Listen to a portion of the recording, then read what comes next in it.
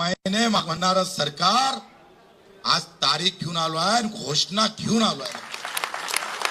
काय फायदा आहे याचा? आज जर कर्जमाफी केली असती तर 20, 21, 22, 23, 24, 25 पर्यंत झाले असते. ते 7 महिने लेट झाली, पण तुमची सक्तीची कर्ज वसुली होणार नाही. तुमच्यावर बोजा दिसेल, पण तो सरकारनं स्वीकारला आहे. स्वीकारला का नाही? आता तो कर्जा बोजा स्वीकारला आहे. आता केलं असतं तर या वर्षात जो अडचणीत आलेला शेतकरी आहे, पावसात आला, गारपीट आला, मराठवाड्यातला आहे, तो बसला असता का रे? 2 महिने लेट झालो, पण या वर्षीतला शेतकरी कर्जबाजारी शेतकरी बसला आहे. हे सगळ्यात मोठं. काय होतंय, 25 जूनला आपण कर्ज घेतलं का नाही घेतलं?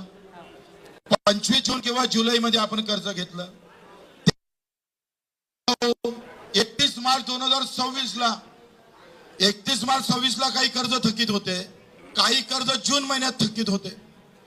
आता थकीत झाल्याशिवाय कर्जमाफी करण्याचा रिवाज सध्या तरी नाही आहे. जेवढी कर्जमाफी झाली ते रनिंग कर्जमाफी झाली का कधी? थकीत कर्जमाफी झाली. मग आम्ही थोडंसं चतुराई, आमचे नवले साहेब असल, सगळ्यांना चतुराई दाखवली आणि चतुराई घेऊन सरकारनं लेट करून भोजा वाळून घेतला. या वर्षीचा कर्जदार त्याच्यात बसणार आहे. तुम्ही लक्षात घ्या.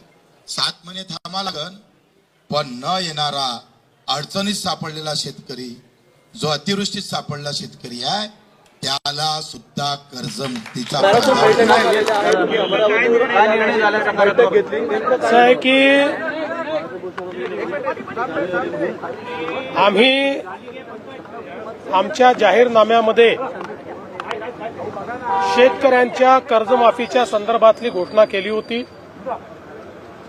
त्या संदर्भात आम्ही मागच्या काळामध्ये एक समिती तयार करून कर्जमाफी कशी करायची, दीर्घकालीन उपाययोजना काय करायच्या, अशा सगळ्या गोष्टींचा निर्णय केला होता.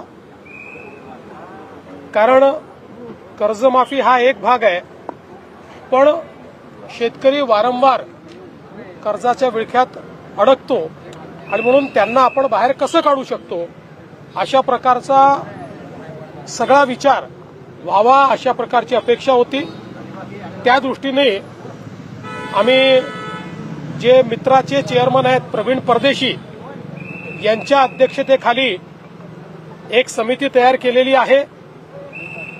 ही समिती कर्जमाफीच्या संदर्भात कशा पद्धतीनं ती करता येईल, त्याचे निकष काय असतील, भविष्यात शेतकऱ्यांना आपल्याला कर्जाच्या विळख्यातनं बाहेर कसं ठेवता येईल किंवा थकीत कर्जात तो जाणार नाही याकरता काय उपाययोजना करता येतील, या सगळ्या बाबींवर निर्णय करेल. त्या संदर्भात आम्ही असा निर्णय आज केला आहे की एप्रिल महिन्याच्या पहिल्या आठवड्यात या कमिटीने आपलं कामकाज पूर्ण करावं आणि आम्हाला कर्जमाफी कशी करायची, त्याचे काय निकष ठरवायचे, या संदर्भातला एक अहवाल द्यावा आणि या अहवालावर कर्जमाफीच्या संदर्भातला जो निर्णय आम्हाला करायचा आहे तो 3 महिन्यात म्हणजे 30 जून 2026 पूर्वी करण्याचा आम्ही निर्णय केलेला आहे. त्यामुळे आता सगळे टप्पे आम्ही या ठिकाणी ठरवलेले आहेत. सगळ्या नेत्यांशी आमची चर्चा झाली, अतिशय सकारात्मक चर्चा झाली. त्या चर्चेमध्ये त्यांनी देखील याला मान्यता दिलेली आहे. आम्ही त्यांना समजावून सांगितलं की आम्ही पहिल्या दिवशीपासनं कर्जमाफीच्या बाजूचे आहोत, आम्ही दिलेलं आश्वासन पाळू हेच सांगितलेलं आहे. पण आता लगेच शेतकऱ्यांना त्यांच्या खात्यात पैसे देणं गरजेचं आहे. कर्जाची वसुली जून महिन्यात होणार आहे आणि आत्ता जर आपण शेतकऱ्यांच्या खात्यामध्ये पैसे दिले नाहीत तर शेतकरी रबीचा पेरा देखील करू शकत नाही आणि म्हणून पहिल्यांदा तात्काळ शेतकऱ्यांना जे त्यांच्या खात्यात पैसे दिले पाहिजे त्याची सगळी तरतूद आम्ही केलेली आहे आणि ते पैसे आता शेतकऱ्यांच्या खात्यामध्ये जाणं सुरू झालेलं आहे. जवळपास आज आम्ही अंदाज घेतला तर जवळपास 8,500 कोटी रुपये रिलीज झाले आहेत. त्यातले 6,000 कोटी प्रत्यक्ष खात्यामध्ये गेले आहेत आणि पुढच्या 2 दिवसात उरलेले पैसे जाणार आहेत. अजून 11,000 कोटी रुपये हे काल आम्ही जे कॅबिनेटला परवा मान्य केले तेही आता येत्या 2 ते 3 दिवसात रिलीज होणार आहेत आणि तेही शेतकऱ्यांच्या खात्यामध्ये जातील आणि अजून 1,500 कोटीची आम्ही प्रोव्हिजन केलेली आहे. त्यामुळे आता शेतकऱ्यांच्या खात्यामध्ये पैसे जाणं हे महत्वाचं आहे. ते आम्ही जाणं सुरू केलेलं आहे आणि माझा अंदाज आहे की पुढच्या 15 ते 20 दिवसात 90% शेतकऱ्यांच्या खात्यात हे पैसे पोहोचून जातील. 10% कदाचित अनेक वेळा आम्हाला अनुभव आहे, खात्याच्या अडचणी असतात, त्या जाऊन सोडवाव्या लागतात, मल्टिपल खाती असतात, अशा प्रकारच्या गोष्टी असतात. त्यामुळे तेही आम्ही त्यांचंही जे बाकी 10% आहेत त्यांचंही आम्ही त्या ठिकाणी पूर्ण करू. आणि फॉर्च्युनेटली याला कुठली आचारसंहिता नसते, त्यामुळे आचारसंहिता लागली तरी ही मदत त्यांच्या खात्यामध्ये जाऊ शकते.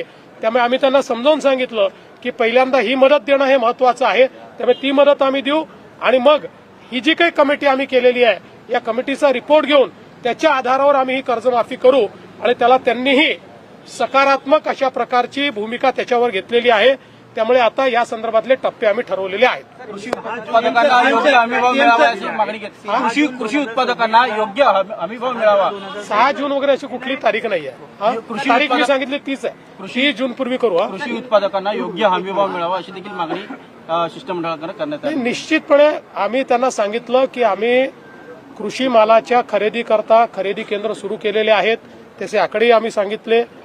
तिथे नोंदणी पण आपली सुरू झालेली आहे. आणि आम्हीही विनंती केली आणि आम्ही त्यांना सांगितलं की सगळ्या शेतकरी नेत्यांनी विनंती करावी की कोणीही हमीभावाच्या खाली व्यापाऱ्यांना विकू नये.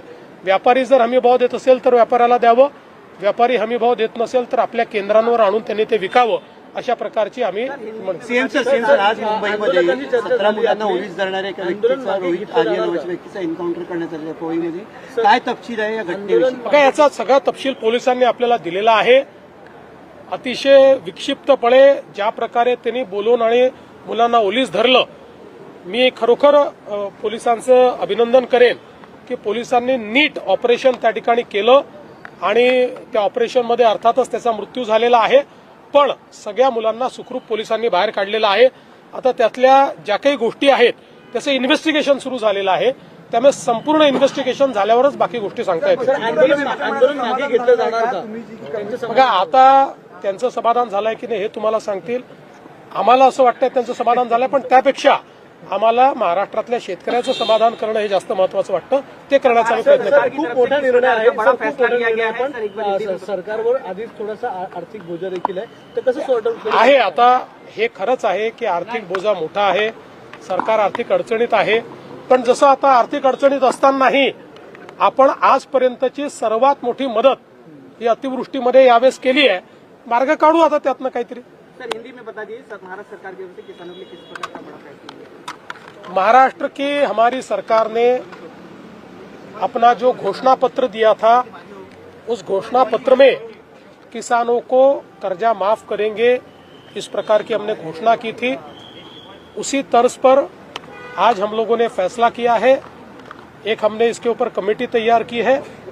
ये कमेटी किस प्रकार से कर्जा माफ करना है, उसके नियम निकष क्या होंगे, इसके ऊपर अभ्यास करके अप्रैल के फर्स्ट वीक में हमको एक अपना रिपोर्ट देगी और उसके बाद 3 महीने में यानी 30 जून से पहले हम लोग उस रिपोर्ट के आधार पर ये जो हमारे किसान हैं इन किसानों को कर्जा माफ करेंगे.